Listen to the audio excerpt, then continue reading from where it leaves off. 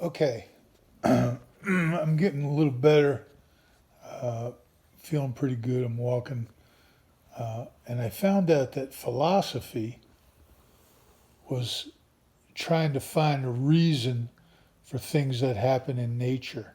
I probably should have known that years ago. Uh, for what I understand, I knew that Socrates had been forced to drink hemlock, but I didn't know why. And it turned out that what he did was he tried to reason instead of uh, say that the gods were the reason that things happened. He tried to find out in nature, and they called him a heretic, and they didn't like him. They forced him to drink hemlock. And, the gods of football sometimes didn't like my philosophy, didn't like the fact that I was trying to find a reason. And I've been forced to drink hemlock before.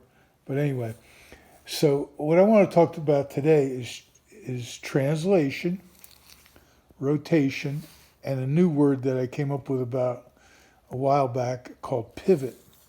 Okay, the first thing I want to talk about, we've talked about translation before, but translation is all points move at the same speed in the same direction or angle. So here's an example of a guy. Okay, I'm just drawing the torso because a body can't actually translate. You got to take steps so you're not moving all your points in the same speed in the same direction. You're taking steps, but your torso can translate. And what you're doing is you're moving through your center of gravity so that you don't rotate or in this way, pivot or rotate. You're trying to move like so. Okay, we called that square to air. Okay, after many years of saying translation, and some people didn't like that it sounded so scientific, so we eventually called it square to air. And here's another example of translation. Let's say you have a left tackle, and he wanted to kick at an angle, okay, and he wanted to stay square. That would be a translation. Or if for some reason he wanted to, double team would be more like the ubiquitous gallop into a double team, a hay bale, something like that. The translation says that his shoulder gets to here, the same time his shoulder gets to here, the same time his hip gets to here, same time his hip gets to here, same thing here. His hip gets here, the same time his hip gets here, the same time his shoulder gets here, same time his shoulder gets here, head gets here, head gets here. That's translation. Okay, it's an engineering term. You use it uh, to describe exactly what I've got here. It's also something that we learned about in airplanes. An airplane, interesting thing about an airplane is it when it is flying and it turns, okay, it has to bank to turn. It's actually lifting to turn. If you just turn the rudder and it'll the tail will point the nose and it'll still be going like that at least for a while until the propeller overcomes the momentum. Okay, so when you turn, you have to bank into the turn. You have to the wings have to be dipped into the turn, and the wings pull you through the turn. All this does is disrupt. Okay, it's called yaw.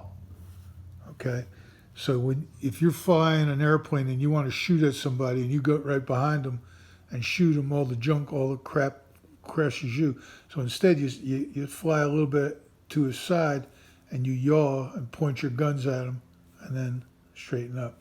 Anyway, that's where I got the idea from airplanes. I'm an airplane nut. I like airplanes. I like motorcycles. I like hot rods. Now I like guns a little bit. I just loaded about 90. I primed about 90 cartridges. I'm kind of on ice right now.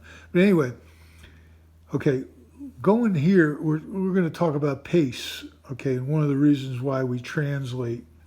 Okay, here's our defensive guy. He's the resistance. He's the load. He's going to resist our force. Okay, this cat is going to move. This is his gap, okay? That's his gap. This cat, that's his gap, the space between him and the next guy, okay? He's moving to red light. He's moving to green light. Why should he hurry? There's nobody there. Okay, he shouldn't hurry. He slows down. That's why we call it pace, okay? He's moving into red light. Essentially right here, he's yellow light. Okay, but he's going to red light, so why hurry? It's a void. This cat is going to green light.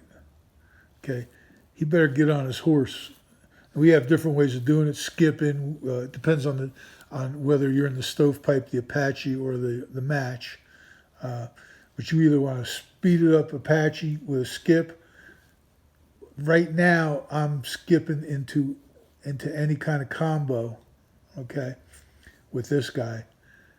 And but the point being, nothing can come between you. So he slows down, he speeds up. He slows down, he speeds up. But both of them have to move to their gap, okay? Now, if this man pivots to his gap, okay, in other words, he takes his shoulders and goes along his center of gravity and pivots to his gap, yeah, he's got his gap covered pretty good. But he vacates the resistance. He vacates the man that was on him. He started out in yellow light, and he vacates. What he does is he creates a space for this guy and forces him to either Apache or, pivot and get on his horse as much as he can. Okay. In this scenario, because that guy's in his gap, it's not as big of a deal. But I'll show you in a little bit why it is a big deal in certain scenarios. But the reason we stop doing stuff like that is, why hurry into this void? Okay, you can't help him. Okay, there's nobody to block. It's a waste of time. Now sometimes you just got to get there. Okay, you got to get out of the way. Maybe somebody's coming for a trap or something like that. But we find that anytime you pivot and this guy is going to hit you in the ear. Now we had been doing the gator step and the shoulder roll, but we were stopping and coming back. Okay. And right now, if I was going to do it again, I would use the slide veer. Okay, I'd translate. I use the slide step. Okay. Anyway, so going down to this one. Okay. Okay. This is rotation. This is when you move. You know you've got leverage on this guy. You move somewhat to your butt to the gap, and you take your center of gravity and you spin around it this way, back to the resistance, and you're going to help this guy pretty good. You might help him too good, because you might shut him off, but you're not controlling your gap. You're rotating. You can't control your gap. Okay, it's not a good thing. Okay, so we don't rotate. I can't think of a scenario where I would rotate, except for if I was going to Apache and I had numbers on a C-gap run way over here.